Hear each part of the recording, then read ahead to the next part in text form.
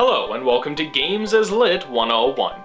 A long time ago, when I did my 3-part series on adaptation, I said that I would do occasional episodes either reviewing adaptations of video games or theorizing about how various stories could be adapted into video games.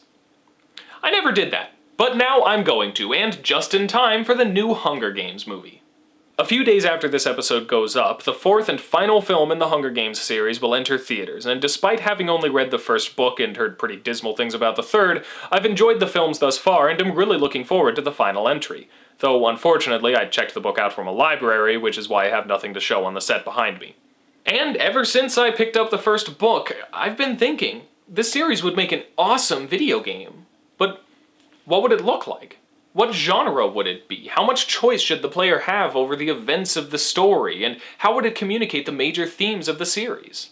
For those who are somehow unaware of this series, it takes place in a dystopian society that lives in wealth due to the slave labor of its 13 districts, each of which lies outside the main city and supplies specific goods to the capital. As a tactic to keep the districts scared and in their place, the Hunger Games are held, a contest wherein 2 teenagers from each district are randomly chosen to fight to the death. There can only be one winner, and that winner secures food and supplies for their district for the next year. Obviously, it's a pretty messed up society, and the series leaves absolutely no questions about that, which provides the most interesting and difficult challenge a video game adaptation would face, making a game that is largely about killing without encouraging the player to actually take joy in that.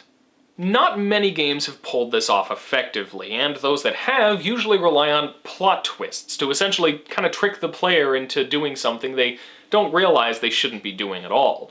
But in the Hunger Games, the tributes all know what the Hunger Games are and how they work, so there's not really much opportunity to pull the wool over the player's eyes like that.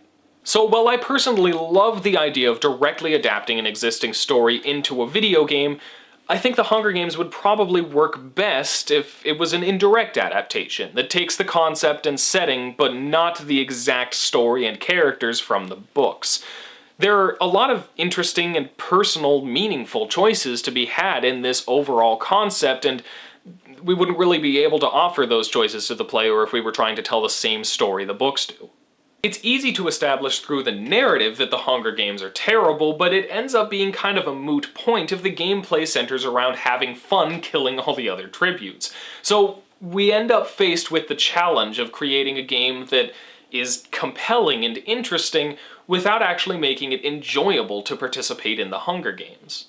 Right now, when so much prevailing game design theory is centered around creating a fun experience, this would be especially difficult. Not many games right now are designed to be compelling without being fun, especially games that are combat-oriented, and the Hunger Games would certainly need to be combat-oriented to a pretty notable degree. Logically, it could make a pretty good multiplayer game, but I think that would ultimately end up doing more harm than good. Anyone who's played a game like DayZ or Grand Theft Auto Online could tell you that if you give players a good deal of freedom in a free-for-all combat setting in a video game, a lot of them are just going to be trolling, a lot of them are going to be real jerks for no reason whatsoever, really, and there will be plenty of cheating going on too, so ultimately, I think that would seriously undermine our attempts to adapt the series' thematic and narrative elements. Survival should be a major element of the game. The player should have just as hard a time finding the necessary supplies to survive the elements as they do surviving their encounters with other players. And when they do confront other players, this is probably where the key lies, and it would get really complex really quickly. The main thing we need to figure out is how to make each death a tragedy rather than just another mark off your list. The books did this primarily by developing nearly every character in the games, at least to the point of having a basic character background, so that even the death of a minor character was something of a palpable loss. These characters all have different ideas about the games. Some are scared, some are just tired, others see no problem and want to be the hero of their district. The contestants in the Hunger Games are people, all shaped in different ways by the different cultures and expectations of their district in relation to a corrupt government that paints the games as some sort of wonderful necessity. I think the best way to really drive home the tragedy of the Hunger Games in an interactive context is to make sure that you get a developed cast of characters before the games actually begin. Make it so the player is never just killing a faceless enemy, but always a friend, a rival, or at the very least someone who they know had hopes, dreams, and fears regarding the games. But there's another important element, I think. Developing the characters is absolutely essential, but it's not really related to accomplishing the level of unfun. It's not that the gameplay can't be enjoyable in any way, but there's got to be some way that the game is compelling because of stress and tragedy instead of enjoying killing the other tributes. So, that actually starts to sound a little like a horror game. So maybe we should take a page from that book. After all, the primary source of engagement in this game would have to be fear and tension rather than entertainment, so death would have to mean something. If the game just respawned you whenever you died, it would completely cheapen the tension of the entire premise. So, this isn't something I'd normally suggest for an adaptation, but maybe it should be a roguelike. Roguelikes are a genre of games that focus on randomly generated content and a mechanic of permanent death. So different things can happen every time you play, and when you die, you have to start all over with a completely new, potentially quite different setup. This genre is rarely all that conducive to traditional storytelling, but a well-done roguelike can build itself around certain themes and ideas to facilitate emergent stories that speak strongly to each player in different ways. Making the game in the roguelike genre would essentially mean that the player would make a character and play in a procedurally generated arena, with the other tributes and the game's major events chosen randomly from a pool of resources. Death would be permanent, and the player would restart with a new arena, new opponents, and new random events each time. This would mean the fear of death is quite real, and so long as the game still starts with a pretty good-sized section of character development before the games actually begin, I could see it leading to some really interesting moments, like when you see someone that you connected with before and need to decide what to do.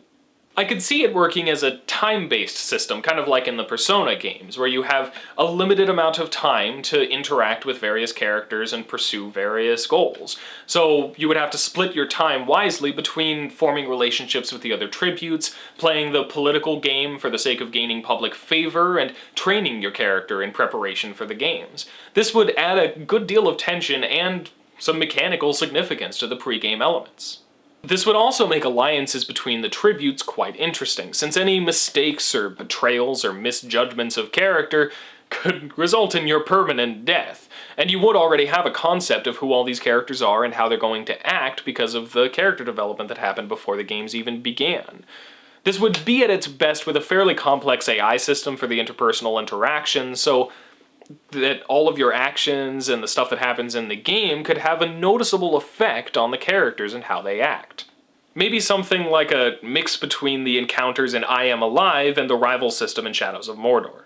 It would result in a less tightly controlled story for sure, but I think that's probably the best way to communicate the themes of the Hunger Games in an interactive context, letting the player in as their own created character and allowing them to build relationships with the tributes they'll eventually need to kill would make it personal, and the roguelike elements of procedural generation and permadeath would produce tension and fear instead of just flippant action gameplay.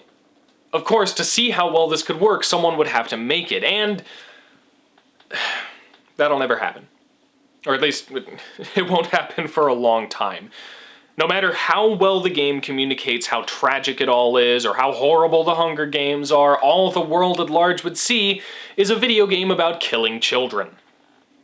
Just imagine the Fox News headlines. It would never fly. But a guy can dream.